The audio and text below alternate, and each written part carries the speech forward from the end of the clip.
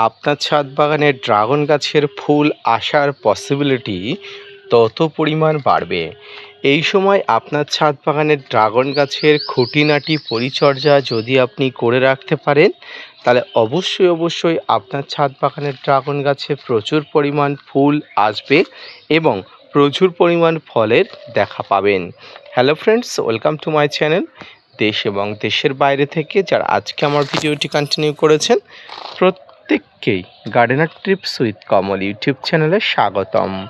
ছাদ বাগানে আজকের ভিডিওর আলোচনার বিষয়বস্তু হবে গ্রীষ্মের ড্রাগন গাছের পরিচর্যা সম্পর্কিত বিষয়। ড্রাগন গাছে এই সময় কি খাবার দেবেন, কি পরিচর্যা করবেন, ড্রাগন গাছের ফুল আসার আগে কি পরিচর্যা করতে হয়, আসুন তাই নিয়ে থাকছে আজকের বিস্তারিত আলোচনা। না স্কিপ করে কন্টিনিউ করুন।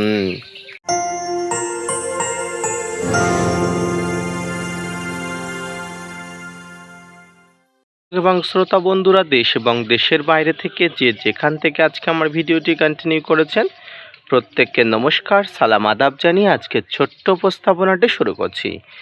ক্যাকটাসের একটি অন্যতম প্রজাতি হলো ড্রাগন গাছ।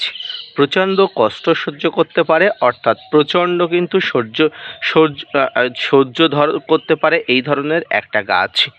এই ড্রাগন গাছের পরিচর্যা নিয়ে একাধিকবার আমার চ্যানেলে ভিডিও দিয়েছি, আবারও এই ড্রাগন গাছের পরিচর্যা নিয়ে ভিডিও দিচ্ছি।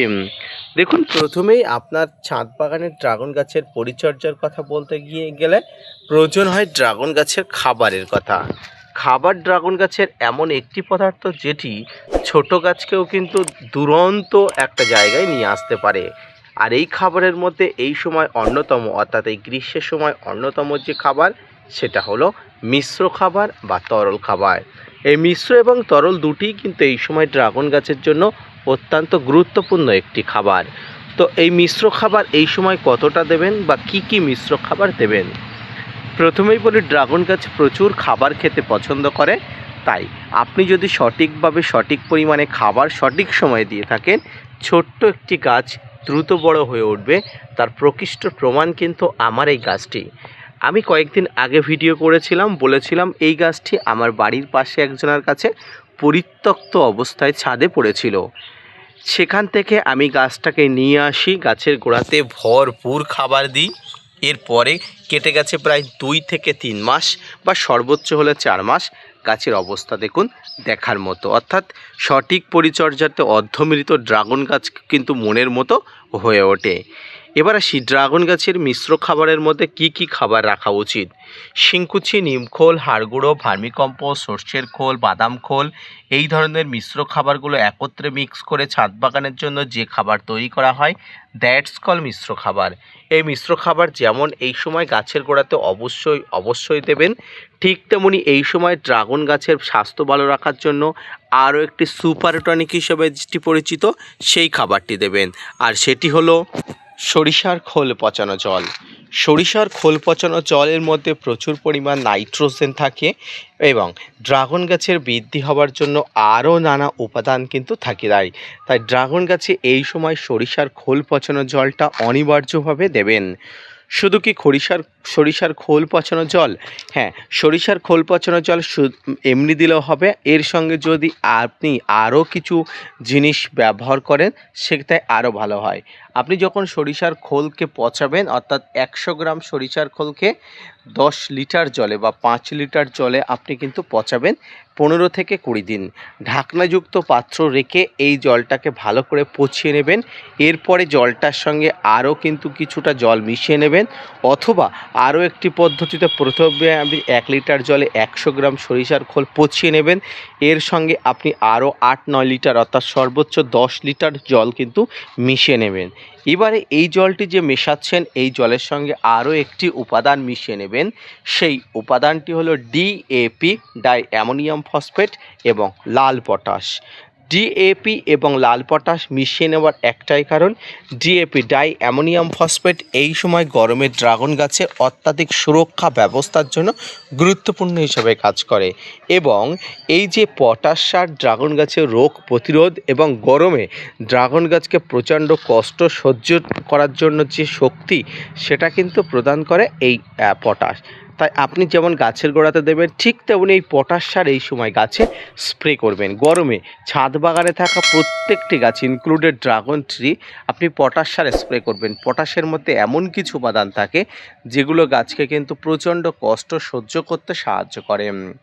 প্রিয় দর্শক, এবারে আসি ড্রাগন গাছের যদি প্রচুর পরিমাণ ফুল আনানোর ইচ্ছা থাকে গাছটাকে ম্যাচুরিটি করতে হবে। এক্ষেত্রে আরও একটা কথা বলে রাখি, নতুন কোনো ড্রাগনের ডালে ফুল আসবে না। হ্যাঁ, নতুন কোনো ড্রাগন ডালে ফুল আসবে না, সবসময় ড্রাগনের পুরনো ডালে পরিণত ডালে ফুল আসবে। এবার দেখিয়ে দিই নতুন ডাল বা পুরনো ডাল কি। এই যে ডালটি দেখতে পাচ্ছেন একদম নতুন ডাল অর্থাৎ নিউ কামার ডাল, এই ডালে কখনোই কিন্তু ফুল আসবে না। কোন ডালে আসবে? ড্রাগনের ফুল আসবে কিন্তু এই ধরনের ডালগুলোতে। দেখুন পুরনো ডাল, এই ধরনের ডালগুলোতে, এই যে ডালগুলোতে, কিন্তু এই ডাল এই যে ডালগুলোতে এখানে কিন্তু ফুল আসবে না, এটা কিন্তু মনে রাখবেন। তাই ড্রাগন গাছের পুরনো ডালগুলোকে গুরুত্ব দেবেন বেশি বেশি, এবং পুরনো ডালগুলোতে যাতে কোনো প্রকার আঘাতপ্রাপ্ত না হয়, পুরনো ডালগুলোর যাতে কোনো প্রকার সমস্যা না হয় সেদিকে নজর রাখবেন। এবার আসি পরিণত ড্রাগন গাছগুলোর উপরে এখন থেকে পিজিআর স্প্রে করা অবশ্যই উচিত। প্লান্ট গ্রোথ রেগুলেটর আপনার ছাদ বাগানের জন্য অবশ্যই রিজার্ভ করা আছে, সেটি ব্যবহার করবেন। তবে বিভিন্ন প্লান্ট গ্রোথ রেগুলেটর আছে, আমি আপনাকে যে প্লান্ট গ্রোথ রেগুলেটর কথা বলবো সেটা হলো মিরাকুলান্না, বুস্টার টুনা, এবং এটি কিন্তু জৈব হিসাবে আপনি ব্যবহার করতে পারেন, এটি কিন্তু সিউইড এক্সট্রাক্ট ব্যবহার করতে পারেন। এবং যদি আপনি রাসায়নিক পিজিআর ব্যবহার করতে চান তাহলে আপনাকে বলবো আপনি বুস্টার টু ব্যবহার করুন।